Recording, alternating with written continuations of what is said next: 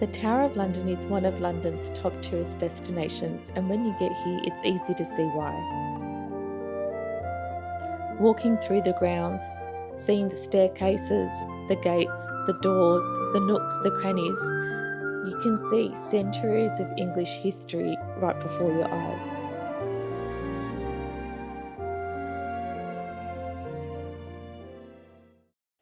In the very centre is this large tower construction called the White Tower, and it was built by William the Conqueror in the 1070s.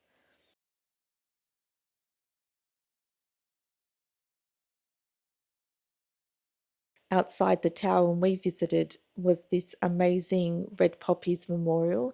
This has been created for the 80th anniversary of Remembrance Day, and thousands of ceramic poppies have been placed all over the Tower of London, and it's absolutely beautiful.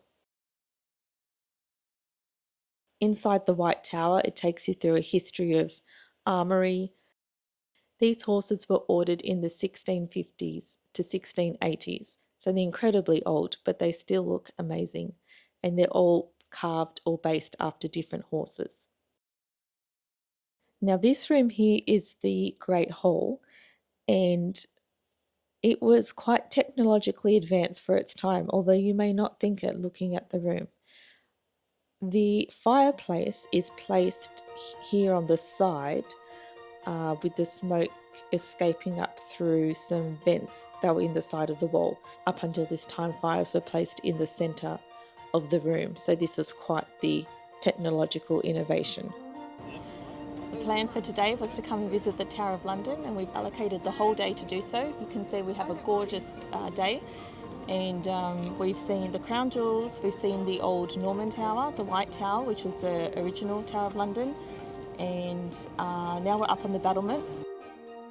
There's so much history here, it's impossible to put into one video. But for example, you walk along the battlements here, and if you look over onto your right, you can see down into the quarters where the yeoman warders or the beef eaters live with their families. The tower is absolutely full of nooks, crannies, staircases, twists and turns. You can see me struggling to get up this incredibly narrow stone staircase within a wall somewhere within the tower just to get up to a room. It was so much fun exploring. We learnt about the 3 queens who were imprisoned here and then executed. We learnt about Sir Walter Raleigh, who I think held possibly the record for being imprisoned at the tower because he managed to get himself incarcerated 3 times. He used his time wisely though and wrote The History of the World, volume number 1. One of my favourite places was this medieval palace, showing you what life was like during Henry III and his son Edward I. They constructed this and lived here part of the time. You can see it had a very beautiful small chapel-esque room off to the side. This is a more grand chamber with a little throne for the king. There was certainly a lot to explore. The tower website recommends 2 to 3 hours, I think. My friend and I spent a good 5 hours plus here, and that was about the right amount of time to be able to see everything at the tower. We're pretty sure we covered it all. At the end, we went out to this beautiful meadow that's been planted in the moat section of the Tower of London. You can see me here walking through the meadow and giving a wrap up of the day, but I forgot to turn on my microphone and I've forgotten what I said. So this is a wrap up instead. Overall, we had a fantastic time.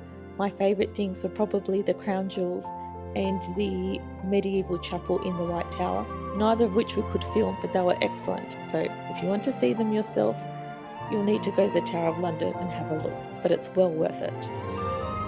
From there we headed off to a quintessential British experience, an afternoon high tea, and we picked Raffles as our location because they have done an extensive restoration of what was the old War Office which is where all of the planning for World War II took place, and Churchill would be here and he would be giving speeches. As you can see, it's just a phenomenally incredible building, but it was extra special to think of the history and all of the momentous events that took place within these walls.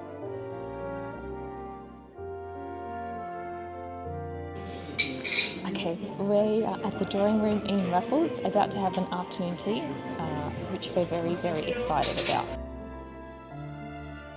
The food was absolutely delicious, as you can well imagine, and it was quite cleverly themed after some of the female spies who actually trained here within this building.